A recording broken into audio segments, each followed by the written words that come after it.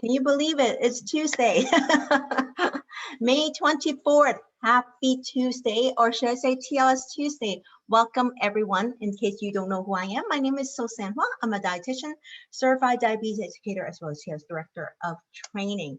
And I am here to talk about, because in May, our month, actually, our theme is Melted Off in May. It's all about fat burning. And because it's all about fat burning, I'm going to talk about what actually reduces our fat burning.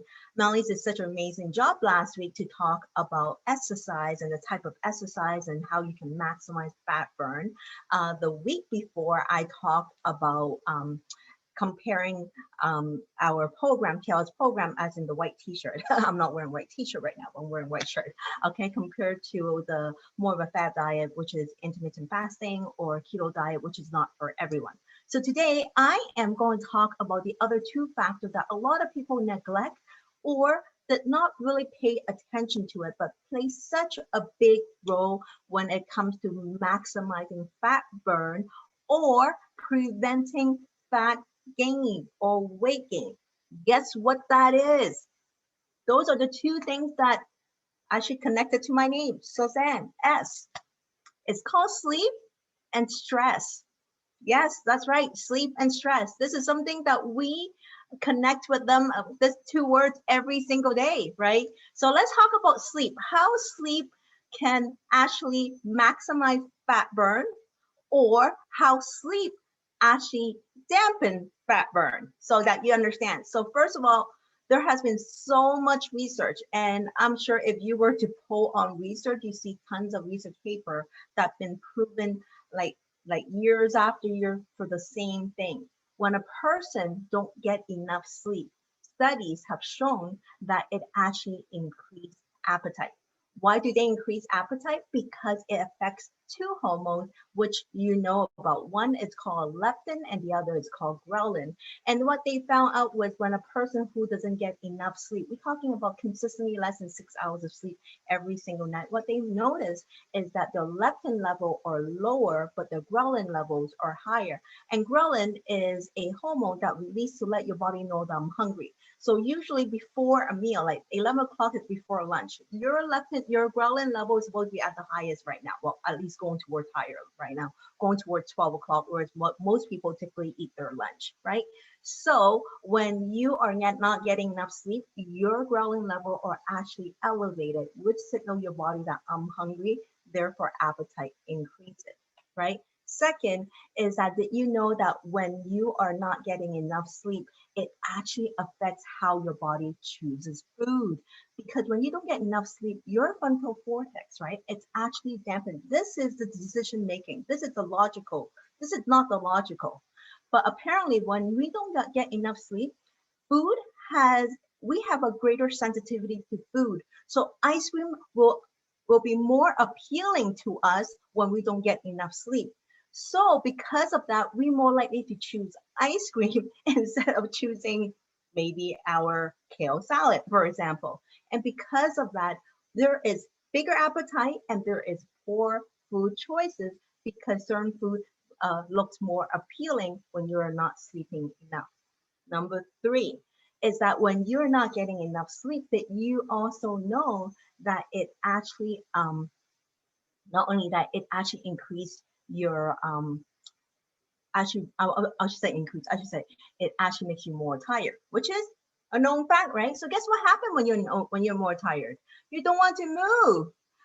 Last week, Melanie just talked about the importance of exercise to really maximize fat burn. And when you're feeling tired, do you want to move? You're not going to move, right?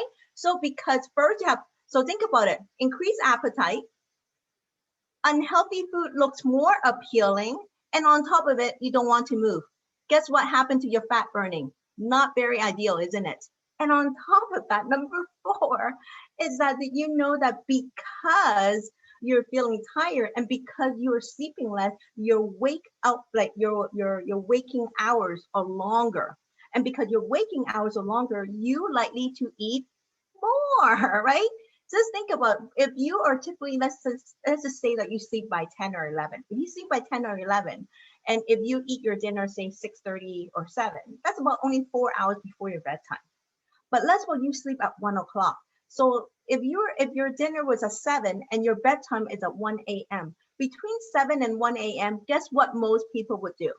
You think they do something active? Likely not. They probably flipping on, either watching their iPhone or their TV or whatever it is. They most likely be sitting down. And when you're sitting down and watching a show, whether you're browsing through the internet, what do? You want to snack. And snack choices, I bet you is not choosing carrots and celery. I'm sure you're choosing something else, right? Your chips, your ice cream, whatever it is, and the chocolate. And because of that, you end up eating more calories. So I'm telling you, so because of all these four factors, it is very making sense. If you want to increase your fat burning, all you have to do was sleep more. Isn't that easy? Just think about it. Sleep more and you can actually increase fat burning. By sleeping less, you actually support your body to gaining weight or making weight loss challenging. And you said, well, it is easy to say to sleep more, but I'm too busy and I don't have time to sleep. And I totally agree. I'm very busy but again, it's a priority. I know that when I don't sleep well, I definitely notice I definitely have more cravings. I definitely not make the best choices majority of the time. And the last thing is, I said before, I don't feel like I want to push my body to do the HIIT workout or the Tabata because I am exhausted. So I know the consequences of having poor sleep or not getting enough sleep. So I make an effort because I know the consequences of it and I don't want that consequences. So that's the sleep part. Let's talk about stress. For a lot of people, stress is part of our last name. We live through stress every single day, right?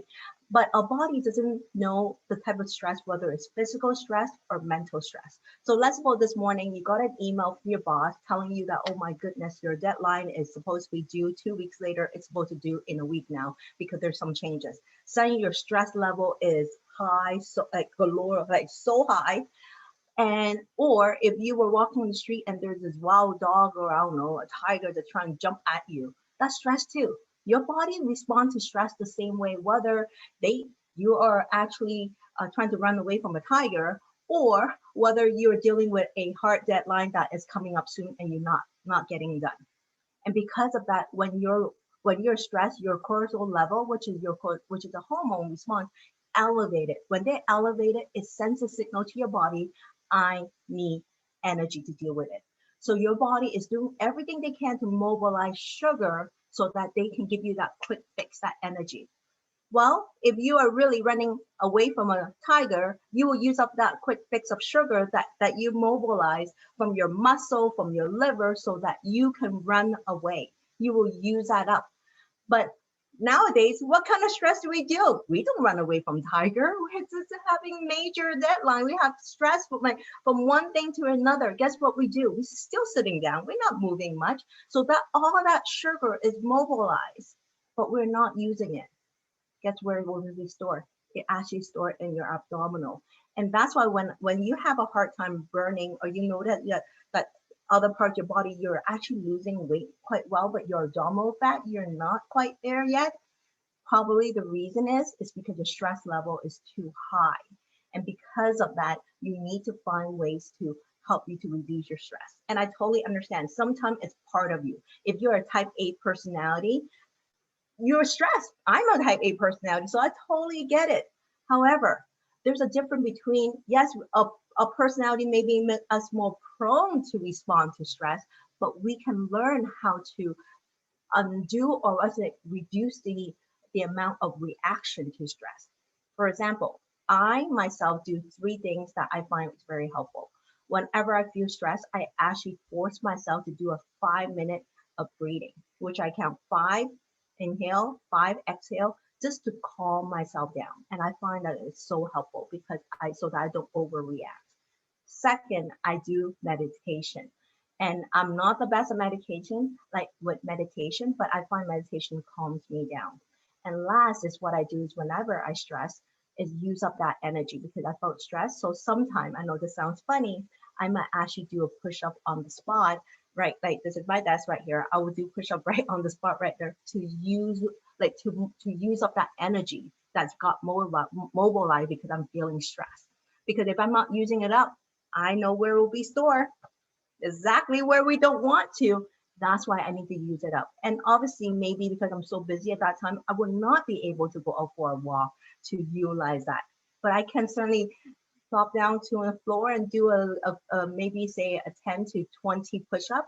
And that is enough to use up that energy, that sugar that's mobilized to help me out when in fact I actually don't need it. But unfortunately, the body just respond as if you need it. And because of that, we need to use it up. So I always say that whenever I feel stressed, you would see me doing a push-up. Okay.